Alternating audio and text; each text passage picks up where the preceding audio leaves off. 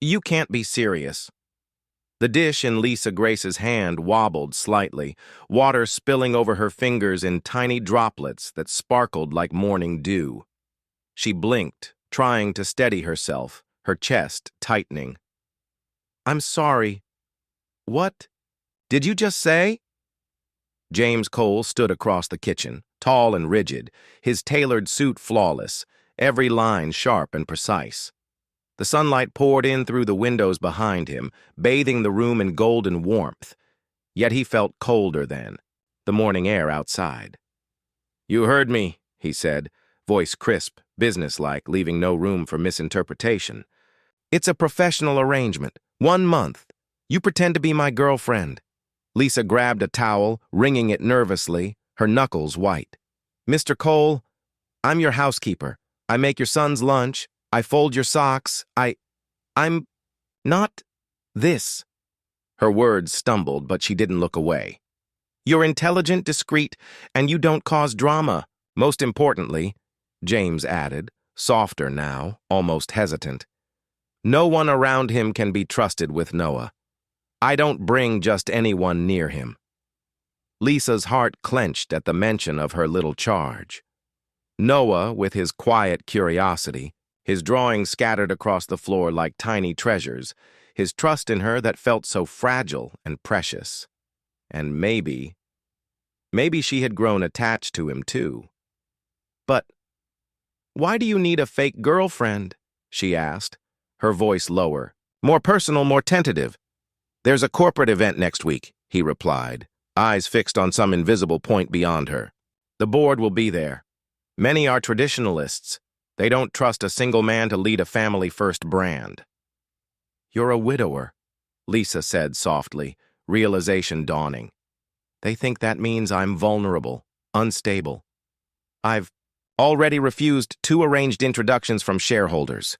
1 more refusal. They'll push for a vote of no confidence. That's why I need you. Lisa froze, clutching the towel to her chest as her mind whirled. And you think bringing me, parading me around will fix that? I don't parade, James said flatly, then added, quieter, almost reluctant. You'll attend the events with me. Smile, make conversation, nothing more. Boundaries. I'll draft a contract. You'll be paid in full. $50,000. His voice wavered slightly, barely audible beneath the weight of the offer. Enough for Jaime's heart surgery. Enough to stop the calls from hospitals. Enough to give him a chance. Lisa swallowed, the lump in her throat thick. I don't belong in your world, Mr. Cole. Maybe that's exactly why they'll believe it, he replied. The refrigerator hummed, the clock ticked, and Lisa felt as though the world had slowed, waiting for her to decide. I need time to think, she whispered. James inclined his head. I'll need your answer by tomorrow. That night, Lisa sat at her small apartment desk, bills scattered across the worn surface. In her lap rested a tattered folder of her brother's medical records, 16. Congenital heart defect. No insurance. The choice was clear, yet impossible. Be a fake girlfriend for a month. No touching, no intimacy, just pretend. Could she keep her heart protected? She thought of Noah, how he'd curl up beside her during story time, how his small hands would reach for hers when she braided his hair. And she thought of James, cold, closed off, yet today, there had been something different in his voice. Not warmth exactly, but hesitation, humanity. The next morning, before the sun had fully risen, Lisa stepped into the kitchen. James sat at the counter, coffee in hand, immaculate as ever. I'll do it, she said. He looked up, one brow lifted. The girlfriend thing, she clarified. Just for a month. I want it all in writing, boundaries, payment, duration. Of course, he said calmly. Then, after a pause, and one more thing. Yes? I'm not changing who I am. No red lipstick, no fake flirting. I won't laugh at boring jokes. Lisa's lips twitched into a half smile, half sigh. Noted. She crossed her arms, firm. This is just a role, Mr. Cole. Of course. They shook hands, unaware of how many lines that simple gesture would blur, how much pretending would begin to feel dangerously real. Later, Lisa stood awkwardly in front of a three-panel mirror, shifting from foot to foot as the tailor fussed, with the hem of her dress. This fabric drapes beautifully, the stylist murmured. Soft ivory, understated elegance. James sat nearby, arms crossed, silently observing. The boutique felt like something out of a dream, a film she wasn't supposed to be in. Lisa smoothed the dress over her frame, barely recognizing the woman in the reflection. Is this really necessary? She asked over her shoulder. The event is formal. You need to look the part, James replied. The dress hugged her modestly, flaring at the waist. Her blonde hair was pinned simply. She looked older, sharper, in control. Do I pass as a CEO's girlfriend now? She asked, dryly. James's response was softer, almost tender. You always did. This is just polishing. The ballroom of the luxury hotel glittered with chandeliers and the quiet hum of wealth. Lisa clutched James's arm, heart racing. Inside, violins played, champagne flowed, and polite conversation floated in golden light. Heads turned the moment. They stepped in. Lisa felt the attention, but she lifted her chin and smiled. You're doing fine, James murmured. They advanced further, and Lisa reminded herself to breathe, smile, play her role. Be yourself, James whispered. The calm, observant, kind version, that's the one they'll trust. Strangely, the words steadied her more than any high heels ever could. Miss Grace, is it? A well-dressed man extended his hand. James has been very discreet. How did you two meet? Lisa smiled politely. At the house. I was working there. One of those unexpected turns life sometimes throws at you. Laughter rippled around them. A woman in silk tilted her head. So, you weren't born into this world? Not even close, Lisa replied, chuckling softly. Though knowing how to clean a kitchen does come in handy before hosting a dinner. Party! James choked on his champagne, covering it with a cough. Lisa shot him a mischievous glance, and the group laughed. And what do you do, Miss Grace? Someone else asked. I hope to teach again, art and literature, but right now, I focus on what matters most, family, health, people. The room paused for a beat. Then James's voice, quieter, behind her. She's more qualified than most. Lisa turned, their eyes meeting. The world moved on around them, but James's gaze lingered. Later, needing air, Lisa stepped onto the balcony. The city stretched endlessly below, steel and lights cold and distant. The dress, the hair, the polite laughter inside, it all felt far removed from the girl who once read by flashlight to her little brother during power outages. A small tug at her hand made her gasp. Noah! She exclaimed, kneeling. What are you doing here? Noah brought me a handmade gift, the boy said, pointing toward a security guard. Daddy told me to. Lisa looked up to see James inside, one hand in his pocket, his face unreadable, softer, human. Are you going? To stay? Noah asked, leaning close. Lisa smiled gently. For tonight? Yes, he said. No, he corrected, voice serious. I mean, always. Are you going to be my mom now? Her breath caught. She opened her mouth, but no words came. Before she could answer, James stepped onto the balcony. Noah, he said quietly. Time to go. The boy hugged her tightly, then trotted to his father. James said nothing, just watched. For the first time, Lisa saw it. Something breaking beneath, all that steel, a flicker. She turned away before her heart could fully believe it meant something. The charity gala took place in a grand old museum, glass ceilings, ivy-covered walls, string quartet playing softly. Guests wore diamonds like casual accessories and donated five-figure checks between sips of champagne. Lisa stood beside James in a floor-length navy dress, blonde hair in soft waves. Her heels were low and practical, but nerves roared.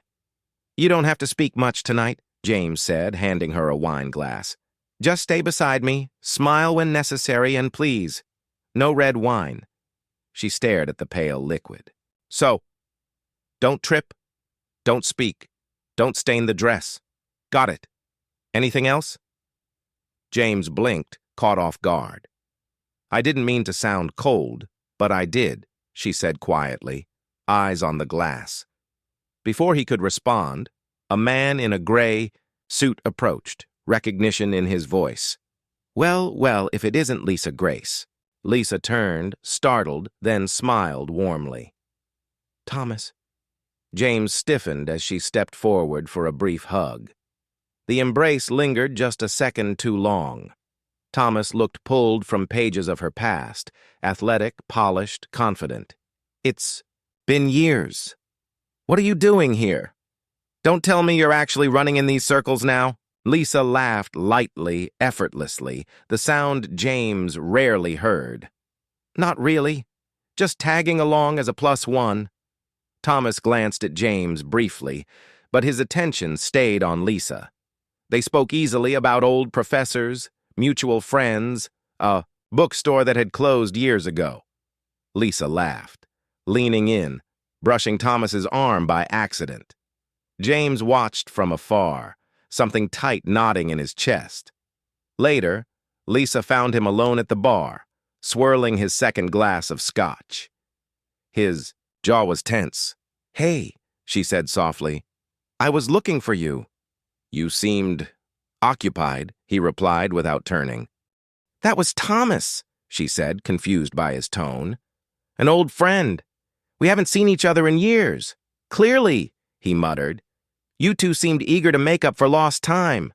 She frowned. "Are you upset?" James finished his drink. "Of course." "Not.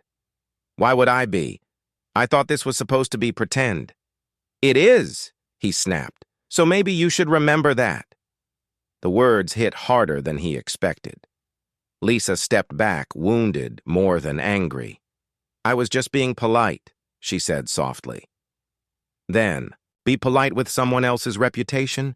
he said, turning away. She did not follow. In the days that followed, James grew cold and distant. He spoke only when necessary, left early, returned late. Lisa kept to her chores, pretending not to notice the shift. But Noah did. "Daddy's grumpy," the little boy said one night as Lisa read him a story. "Did he break something?" She smiled, brushing his hair back. "Maybe just his brain." She laughed, but her chest ached. Late one night, unable to sleep, Lisa went to the kitchen for tea.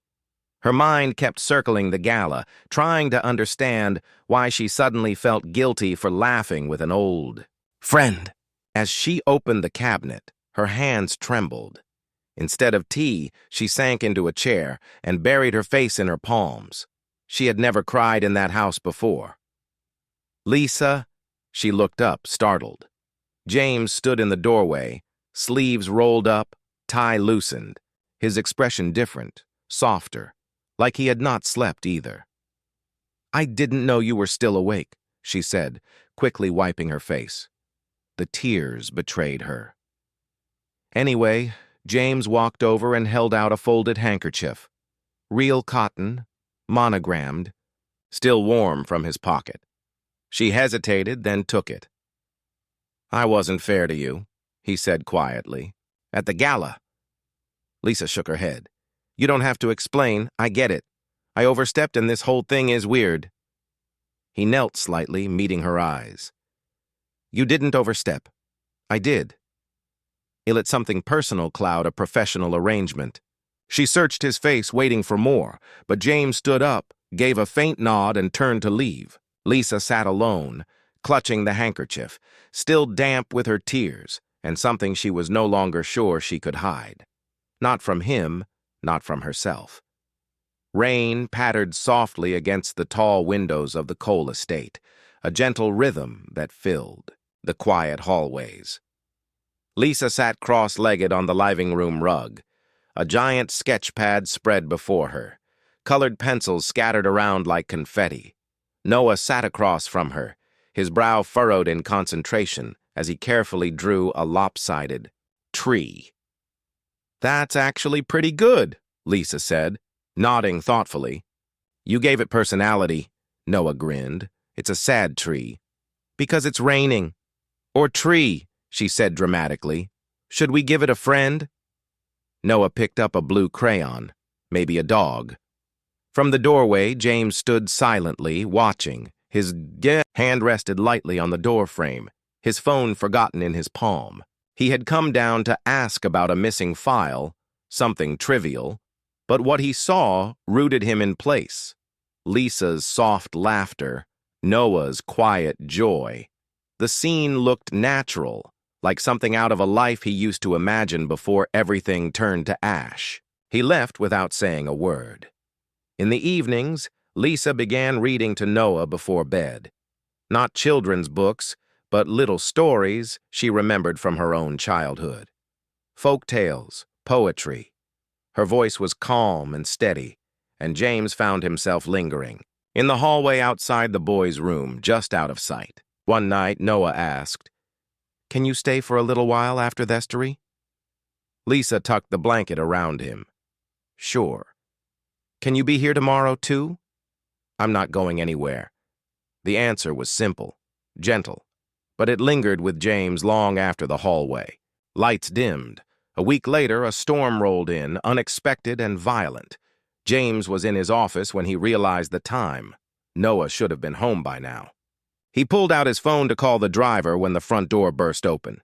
Lisa stumbled in, hair soaked, clothes clinging to her, and Noah in her arms, wrapped in her jacket, wide-eyed but safe. James rose instantly. "What the hell were you thinking?" he barked. Lisa stood frozen in the foyer, dripping onto the hardwood floor, her arms still around Noah. "The roads were flooding," she said, breathless. "The driver never showed. I waited as long as I could, but the school was closing." "And so you walked?" he interrupted, his voice rising. "With my son in a storm?" "He's not just your son," she snapped, then immediately regretted it. "Silence?" James stepped forward, yanked off his suit jacket, and without another word, draped it around her shoulders. Lisa flinched slightly, more from surprise than cold. "You could have called," he said. "Quieter now." His voice wasn't angry anymore, just tired. "I didn't have time." The signal kept dropping. He looked down at Noah, who yawned in her arms. "Go get warm," James said, his voice gentler now. "I'll take him." But Lisa shook her head. "I've got him." Their eyes met. For a moment, neither moved. The storm outside raged on, but inside it was eerily still. James stepped closer.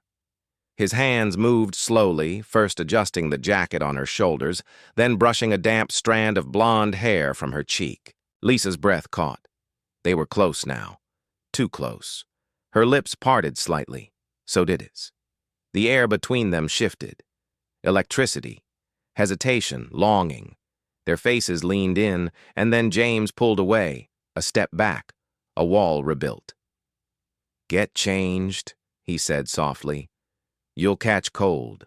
And just like that, he turned and walked away, leaving Lisa standing in the foyer, dripping, trembling, and unsure which part of her had been soaked more, her skin or her heart. The attic was quiet, thick with dust and forgotten years. James rarely went up there, but a broken heater had sent him digging through old boxes labeled in Julia's handwriting. He opened one, expecting holiday decorations. Instead, he found a leather-bound photo album tucked between two faded books, Julia's high school keepsake. Inside were neatly arranged ribbons, notes, ticket stubs, and then a photo. Julia smiling in her graduation gown, her arm around another girl, slightly shorter with pale blonde hair and a familiar smile. Lisa. James stared at the photo, breath catching. Why hadn't Lisa said anything? Why hadn't Julia? That evening he waited in the kitchen. Lisa came in humming, a pile of folded laundry in her arms. "Lisa," he said, voice flat. She paused mid-step. "Yes." He held up the photo. She froze. "Would you like to explain this?" Her arms lowered. "We were in the same class," she said quietly. "Friends, kind of. I didn't think it mattered." "You didn't think it mattered," he repeated, his voice sharper now. "I wasn't hiding it. I just didn't know how to bring it up." James placed the photo on the counter. "What about the accident? Were you there?" Her eyes widened, then she nodded. "I was walking home from work. I saw the crash. I ran to the car." Julia was still breathing. "I called 911. I stayed with her until her voice broke." James stepped back like she'd hit him. "And you never thought it should know." "I didn't want to open old wounds," Lisa whispered, eyes brimming. "I didn't want to be part of your worst memory." "But you are," he said. "You watched her die. Then you walked into my home pretending it was all coincidence. I never pretended. I care about Noah and you." "Save it," James snapped. "You're here because you felt guilty. That's all. This was a performance." Lisa flinched. "That's not true." He ran a hand through his hair. "What was the plan? Get closer to the widower hour you couldn't save." "There was no plan," she said, voice shaking. "I just wanted to help. I never meant to." "To what?" he interrupted. "Fall into my life like you belonged in it." Silence fell. Rain tapped against the windows. Lisa's voice cracked. "I should have told you. I was scared that once you knew all of this would disappear." He didn't respond. "You think I stayed because of guilt?" "No. I stayed because your son made me feel like I mattered. Because you looked at me like I was more than my past. Because this cold house started to feel like home." James clenched his jaw, still avoiding her eyes. She wiped her tears, breath shaky. "I'm sorry for not telling you, for caring too much, but I won't stay where I'm not wanted." She turned, walked to the door. Rain poured outside, steady and cold. "Noah's asleep," she said softly. "Tell him I didn't say goodbye because I knew I wouldn't be able to." She stepped out without an umbrella. The rain soaked her instantly, and James didn't stop her. Didn't call out, didn't move. He stood alone in the kitchen, wrapped in the silence she left behind. And for the first time in years, he realized he wasn't mourning Julia anymore. He was mourning someone still alive, someone who had just walked away. The house was too quiet. It had been 3 days since Lisa left, but to James it felt like a lifetime. The air inside the estate hung heavy. No laughter, no footsteps, no clinking of dishes or soft humming from the kitchen, just stillness. He walked through the halls like a ghost, pausing occasionally outside Noah's room, where soft music played as the boy slept alone. James had told himself this was for the best, that things had gotten too close too fast, that her silence about Julia was unforgivable. But none of those words felt true. Now Noah's drawings were piling up on the fridge. One every morning, a house, with 3 people. A stick-figure woman with long yellow hair, smiling. "Lisa." James had whispered the first time he saw it. The boy never asked where she went, but he kept drawing her like his memory refused to let go, like his little heart already knew loss too well to ask about it out loud. That afternoon, James stepped into his office with a purpose. It was time to clean. Time to let go of what needed to be let go of. Julia's things kept like a shrine. The dried bouquet from their anniversary. The perfume bottle she had left on his desk. He moved slowly, reverently, placing items into a box labeled "Keep Safe." On the top shelf of the bookcase sat a framed photo of their wedding. He reached for it, hesitating only slightly before lifting it from its place. but as he pulled the frame forward, it caught on something.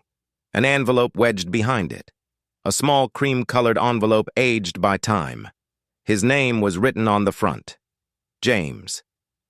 His heart slowed. He opened it with trembling fingers, sliding out a folded sheet of lined paper. Julia's handwriting. He would recognize it anywhere. My love, if you're reading this, I guess it means I'm gone. I'm sorry. I never wanted to leave you with more pain. But if you ever find this, it means you've made it this far, and I'm proud of you. There's something I need you to know. Something I never told you because I didn't think you'd believe it mattered. Do you remember the girl with the yellow umbrella in our senior year? The one who helped me when I twisted my ankle in the rain? That was Lisa Grace. She was quiet, kind, didn't have much, but she had this light in her that felt safe. I only spoke to her a few times, but she stuck with me. I remembered her. If someday your path crosses hers again, and if she still has that, light. Don't push her away because of me. I don't want to be the reason you stay alone forever. Let yourself love again. Let someone else love you the way I know you deserve. If that person is Lisa, hold on to her. You'll know why with all my heart. Julia. James stared at the letter for a long time, unmoving. The room blurred. Then the dam broke. He sat down heavily in the old leather chair. The paper clutched to his chest. And for the first time since Julia died, he let the grief pour out. Not because he missed her, but because she had seen the one thing. He hadn't, that his heart wasn't broken beyond repair. It had just been waiting for someone to help him remember how to use it again. And that someone was Lisa. The next morning, James walked into the kitchen where Noah sat at the counter with a bowl of cereal and another drawing in his hands. He looked up. Daddy. James knelt beside him. Hey, buddy.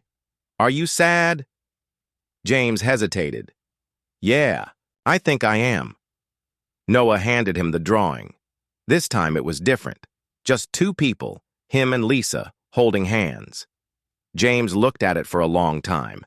Then he stood up, kissed the top of Noah's head, and whispered, Let's go bring her home. The road stretched endlessly beneath the dull glow of headlights, slick with rain and winding through the sleepy edges of a town James had only ever heard Lisa mention once in passing. It was past midnight.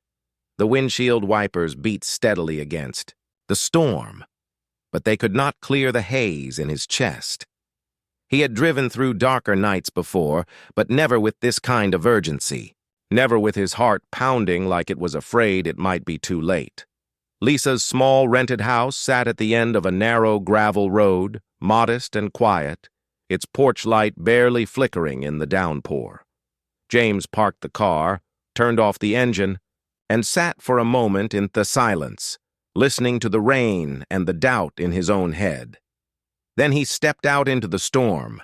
Each drop hit him like a cold reminder of everything he'd said wrong, everything he had refused to feel until it was nearly too late.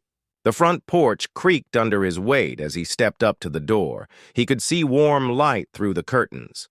Someone was awake. He knocked once. No answer. Then twice, louder. The door opened slowly, just a crack. Lisa stood there wrapped, in a sweatshirt, her hair tied back, eyes wide in disbelief. James? He was soaked, shirt plastered to his chest, hair dripping, hands trembling. I need to talk to you, he said voice. She blinked. You came all the way out here. I had to. Why no? She whispered. He stepped back slightly into the full force of the rain, then dropped to his knees right there on her porch, the wood beneath, him darkening instantly with water. Lisa gasped.